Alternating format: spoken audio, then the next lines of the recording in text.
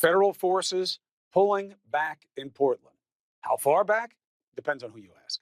The governor says they're leaving town. The acting DHS secretary says they're sticking around just in case. The president says nonsense like this. Either they're going to clean up Portland soon, or the federal government is going up, and we're going to do it for them. Governor and the mayor, who are weak, either they clean out Portland, or we're going in to do it for them. I'll tell you what's weak. Creating a false crisis and ignoring a real one. The idea that he's cleaning out Portland is garbage.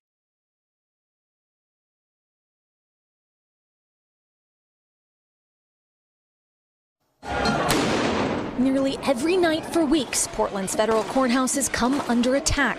People should be yelling, shouting from the courthouse steps their grievances, not trying to burn it to the ground. Donald Washington and Russell Berger are U.S. Marshals charged with protecting federal courthouses. Tonight telling us protesters targeted their deputies with Molotov cocktails, even improvised explosive devices. Steel bars thrown, helmets. The lacrosse stick is used to launch the mortars. We've had multiple injuries from lasers into the eyes, head injuries, deputies getting punched. Who are these people that are doing this? We have legitimate protesters that are out there expressing their First Amendment right, and we support that. But then you've got this other group, they want nothing more than to create chaos and injure people.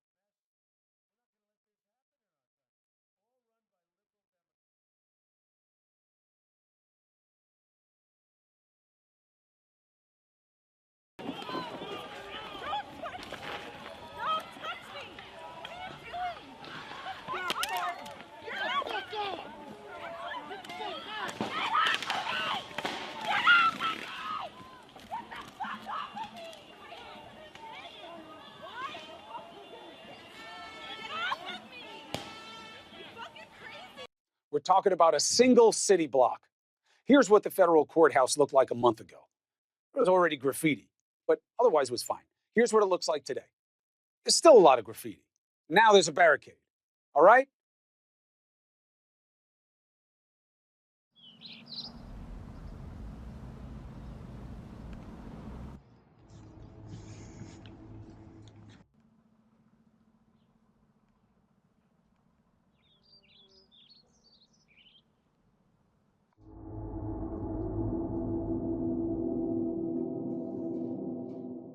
There was already graffiti, but otherwise it was fine. Now there's a barricade. All right?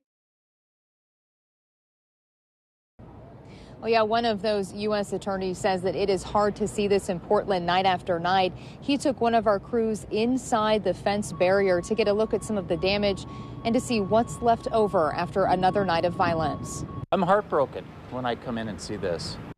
This is it every day. This is what the law officers face every day, and it doesn't start until about midnight. This building represents justice for everybody that's here. Every month we've got immigrants who come to become citizens here. The U.S. Attorney's Office announced Friday it's prosecuting 18 people on federal charges, including arson, destruction of federal property, and assaulting federal officers.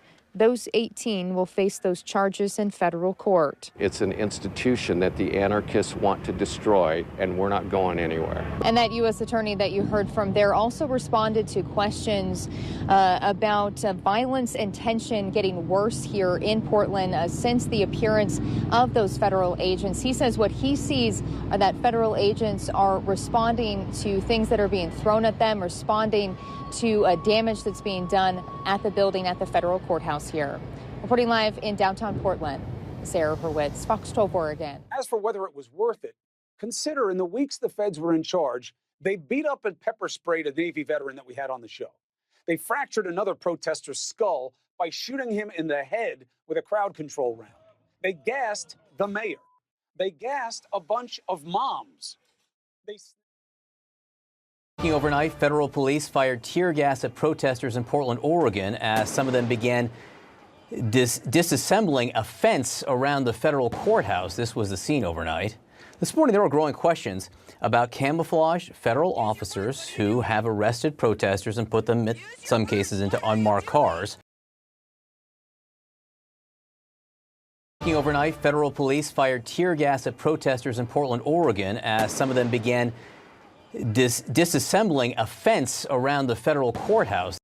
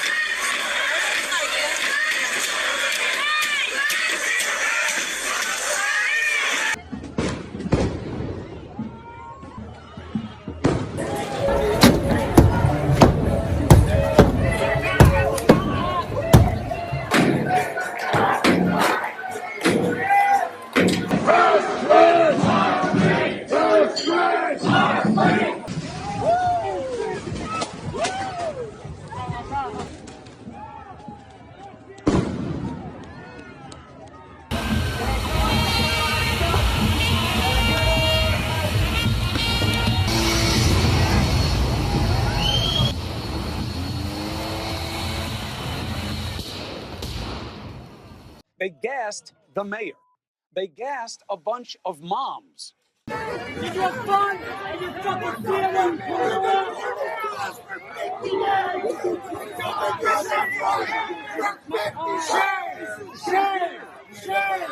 Shame! Don't want to touch you.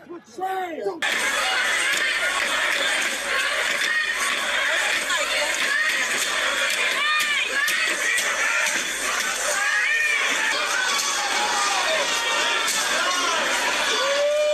They snatched an American citizen off the street and eroded trust in our democracy and definitely amped up the protests. What are you doing? Use your words. What are you doing? Use your words. What are you doing? Use your words. What is going on? Who are you? NLG will get you out. What's your name? Tell us your name. What's your name? Okay, you're fine. We'll get you out. Bro, what? We got you, friend. We got you. NLG. You just violated their rights. They snatched an American citizen off the street and eroded trust in our democracy and definitely amped up the protests. This is not what these men and women signed up for. I feel badly for these federal officials and agents.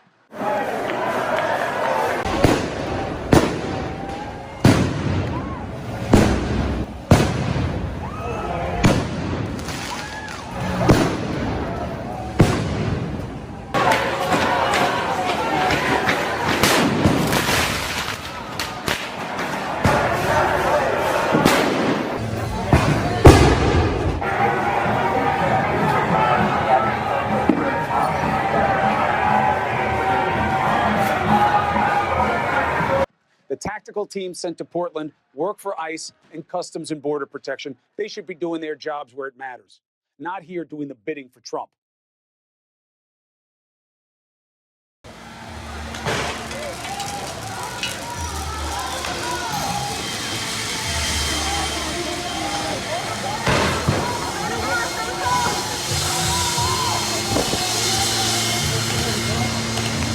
There's still a lot of graffiti. Now there's a barricade.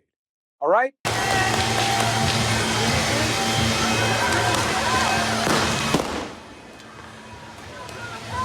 In other words, they were pulled away from securing the border. I thought that mattered, Mr. President. A place where this president's practice of claiming credit for a mess he started is still playing out. The humanitarian crisis on the southern border, we've shown you on this program, you've seen it on others. Shame on me and shame on you because it's still going on and we don't give a damn, do we? Even as crossings are up the last 2 months. For all the BS about the wall being a panacea, we're a wall away. Crossings are still higher than they were in Trump's first year.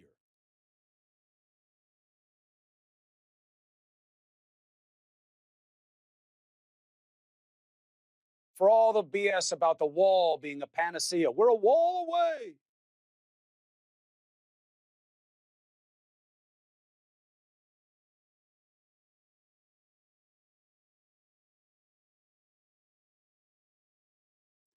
The humanitarian crisis on the southern border, we've shown you on this program, you've seen it on others. Shame on me and shame on you because it's still going on and we don't give a damn, do we?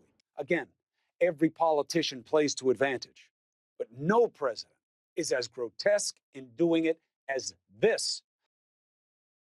People say protesters, these people are anarchists. These are people that hate our country, and we're not going to let it go forward. And I'll tell you what, the governor and the mayor and the senators out there, they're afraid of these people. Say protesters, these people are anarchists. These are people that hate our country, and we're not going to let it go forward. Forward! Forward! This man creates fugazi conflict just to claim credit for solving it by finishing and letting things get back to normal where it was before he created the trouble. Kids in cages, stoking tension in North Korea, shutting down the government 3 times. A pattern you'll see play out when it comes to the recent spike in homicides around the nation. I'm telling you, Cleveland, Detroit, Milwaukee, the latest to learn, a so-called surge of federal agents is coming their way.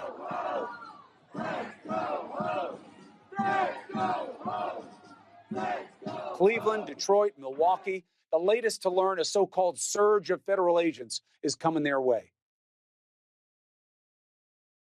Prompted by nearly 2 weeks of protests, city leaders today announced some significant reforms to the Portland Police Bureau. With continued protests on Portland city streets calling for police reform, Mayor Ted Wheeler today laid out a framework of what that change will look like. We need to fundamentally change the police bureau in how we interact with police in our daily lives. The mayor, who is also police commissioner, announced the elimination of the gun violence reduction team and the end of officers serving as transit police. Last week, he confirmed that resource officers would no longer serve in Portland schools. Portland's new police chief weighed in on the changes. We're listening and we're hearing and we're trying to align our department with what the community's been asking for. All of these things, I believe, will help lift the community and make us all safer. But we can't do it incrementally. We must do it through bold and deliberate actions. In addition, the mayor says another $5 million in other city funds will also be going to the black community for a total investment of $12 million from the city of Portland. Coming up at 5, hear from some black community leaders what they think about the changes. Reporting live in downtown Portland, Simon Gutierrez, Fox 12 Oregon. The city of Portland is seeing an alarming increase in gun violence. That's according to the latest numbers from the Portland Police Bureau, which is reporting almost 4 times as many shootings in the first couple of weeks of July compared to the same time last year. Chief Chuck Lavelle called the recent violence staggering and said the Bureau has had to get creative to stay on top of each case after losing the gun violence reduction team. We've had to re-resource our folks because of the loss of the gun violence reduction team. But I want to assure you that these cases are still important and being investigated. We're having to rely a little bit more heavily on patrol. Both the chief and Mayor Ted Wheeler are calling on the community to help. So if you have any information about any of these recent crimes, contact Portland Police. Live in North Portland, Camilla Ortiz, Fox 12 Oregon. So let's talk about Portland, because some of the state troopers there locally are moving in because the president has said, if y'all aren't going to guard the courthouse there and federal buildings there, then we're going to send in our troops, our federal troops, to come in and guard that. Now he's saying the National Guard will come in if these state troopers can't do the job. And then he also said that officials will clear out the beehive of terrorists. Listen to the president. These protesters, and many should be arrested, because these are professional agitators. These are professional anarchists. These are people that hate our country. We're telling them right now that we're coming in very soon, the National Guard. These are not people that just have to guard the courthouse and save it. These are people that are allowed to go forward and do what they have to do. And I think that makes the governor's job and the mayor's job a lot easier. So they're working today and probably tomorrow to clean out this beehive of terrorists. Then slowly we can start to leave the city. If they don't do it, we'll be sending in the National Guard. So let's bring in Acting DHS Secretary Chad Wolf to find out the latest in Portland. Good morning to you. Good morning. Good morning. How did it work last night? It worked fairly well. What we saw is a robust contingent of Oregon State Police come into the area yesterday afternoon. Together with Portland Police Bureau, they cleaned out the parks across the street from the courthouse. And what we saw overnight is almost little to no criminal activity. And that really is how it should be. It reinforces the principle, if you work with federal, state, and local law enforcement, work together, we can protect our communities, we can secure our communities, we can secure federal properties and protect law enforcement officers. And this is what we've been asking for over 60 days. And I'm glad Oregon and Portland has finally stepped up to the challenge. So the way I understand it, you would know better, there was 100 state troopers there guarding, and you guys were standing by should something go wrong. All you asked Ted Wheeler to do is use his state police to guard federal buildings. When he wouldn't, you had no choice. The mayor makes you the bad guy. And now you sit there. Now finally the governor saw that you weren't backing down and did what you asked him to do all along. Does that feel good to a degree? Well, Brian, it certainly reinforces what we have been saying all along, which is we're going to continue to secure that courthouse, that seat of justice in Portland. That's our job. That's our responsibility. And we're not backing away from that. And what we've been asking Portland and Oregon to do is to police city streets, police city parks, do their jobs, and arrest individuals that are committing criminal acts. And finally, after over 60 days, they've decided to step up and do their job. Unfortunately, within those 60 days, we've had over 240 DHS law enforcement officers injured because of the criminal and violent activity every night. And Mr. Secretary, over those 60 days, you've seen a lot of violence, which has required use of force from people protecting federal property. Well, the mayor there, Mayor Ted Wheeler, he's not staring down those people and locking them up, instead apologizing. Listen. I apologize to those non-violent demonstrators who were subjected to the use of CS gas or LRAD. It should never have happened. I take personal responsibility for it, and I'm sorry.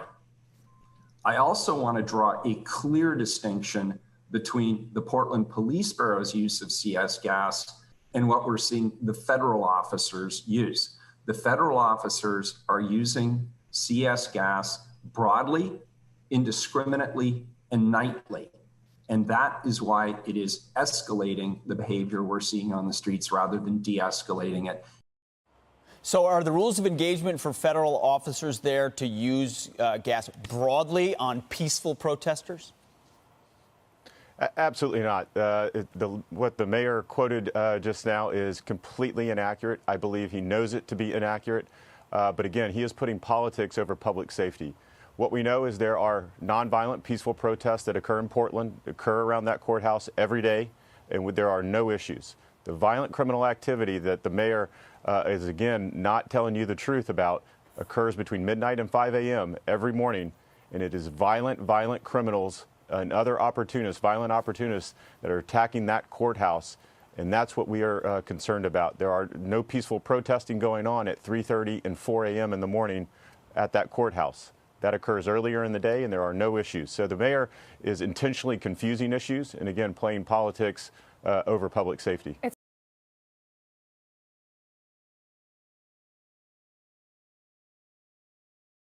As for whether it was worth it, Consider in the weeks the feds were in charge, they beat up and pepper sprayed a Navy veteran that we had on the show. And this disturbing video shows the agents beating a Navy veteran with batons and then dousing him with pepper spray when he says that he was trying to engage them in a civil conversation. I was standing there peacefully and then they beat me for pretty much no reason. My name is Christopher David. I am a Navy veteran. I graduated from the United States Naval Academy in 1988. I've been beaten with a baton, they broke my hand, and they pepper sprayed my face. I did not believe that I would ever say those words about what federal officers had done to me. I made a rude gesture at that point, and then I walked away into the park into a giant cloud of tear gas. I cannot believe this has happened. This is unacceptable. And I think vets around the country are outraged as well. You've been described as a disabled Navy veteran, but how old are you? I'm 53 years old. And you're from Portland? Yes, I am.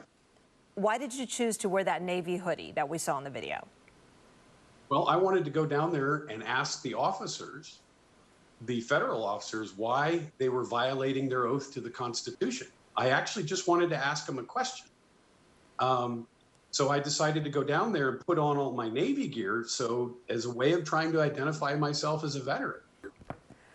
Yeah, they broke the bone here and then they shattered my ring finger. As I, left, I, gave them a gesture as I departed.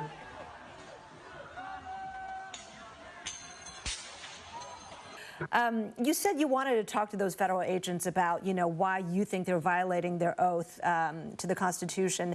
Is part of that oath not protecting the federal property and monuments? As you know, the president said, DHS agents can go out there because they're supposed to be protecting those symbols of our national government, and that is what the protesters have been targeting. Do you not feel like in that sense they are protecting the Constitution as well? Well, no, not really. I was standing in the street. I was never on federal property, and I never did anything aggressive or provocative, and they still attacked. That was unconstitutional, blatantly unconstitutional.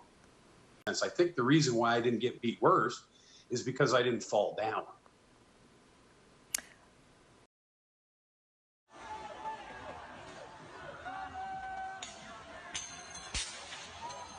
What we know is there are nonviolent, peaceful protests that occur in Portland, occur around that courthouse every day, and there are no issues. The violent criminal activity that the mayor is, again, not telling you the truth about occurs between midnight and 5 a.m. every morning, and it is violent criminals and other opportunists, violent opportunists that are attacking that courthouse, and that's what we are concerned about. There are no peaceful protesting going on at 3:30 and 4 a.m. in the morning at that courthouse. That occurs earlier in the day, and there are no issues. So the mayor is intentionally confusing issues and, again, playing politics over public safety. It's just not, if you just think about common sense here. Look, if there's peaceful protests, you don't need tear gas, right?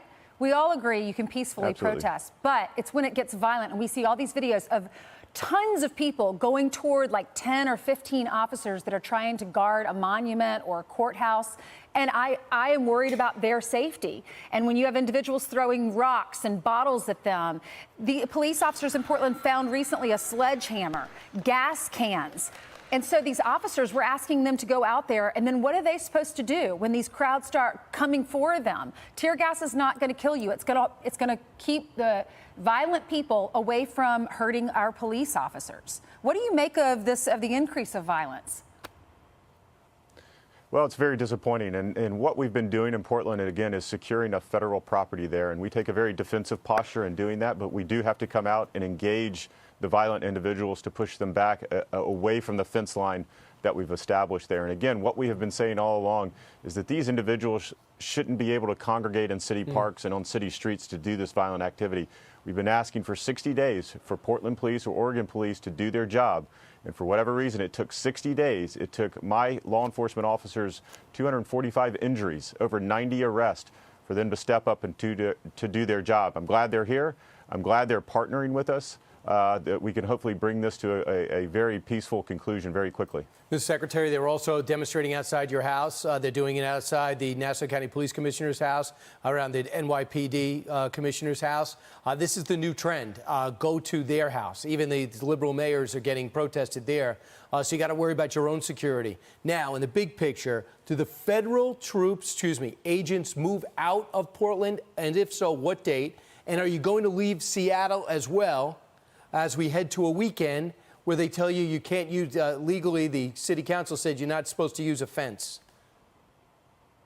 Well, there in Portland, we are remaining in Portland. So all of our DHS law enforcement officers that have been there over the past 60 days will remain there in Portland until we are assured that the plan that has been put in place by the governor and Oregon State Police will be effective night after night after night. Yesterday or last night was the first night that they have been deployed. Right. What we know are the weekends are more violent, so we're going to remain there until we're assured that that courthouse is safe and secure. Other cities like Seattle that you mentioned and others, we have, as we get intelligence and threat information that federal properties are targeted, we send in standby teams of law enforcement personnel. And when that threat passes, we remove those teams. So it's very much like we do every other day of the year with law enforcement around the country. Mr. Secretary, real quick exit question. What is the threshold by which the National Guard would be deployed? We've heard the president talk about that in Portland. Sure. Well, I think, again, we've got to see if the Oregon State Police put together an effective plan. And if they don't, and the criminal activity continues there at the courthouse and the Oregon State Police are overrun, then that's certainly an option that the president has continued to talk about. It's certainly an option that we will look at. But we are looking forward to Oregon State Police and others there, Portland Police, that are now involved in this issue. We hope that they will do their job. Thank you so much, Chad Wolf, for being with us. We appreciate it. Appreciate it, sir. The tactical team sent to Portland work for ICE and Customs and Border Protection. They should be doing their jobs where it matters, not here doing the bidding for Trump. What we need is more federal action on COVID. It's a real crisis. What's the plan for schools being told to reopen? One of the nation's biggest teachers' unions warns teachers may go on strike if they're forced into unsafe conditions, and that's what's happening.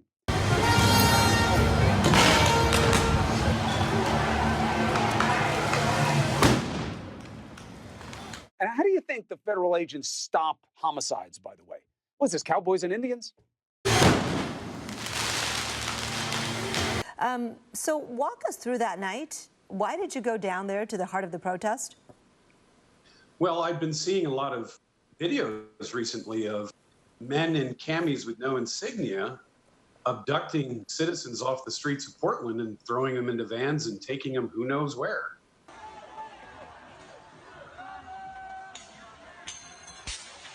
Sure.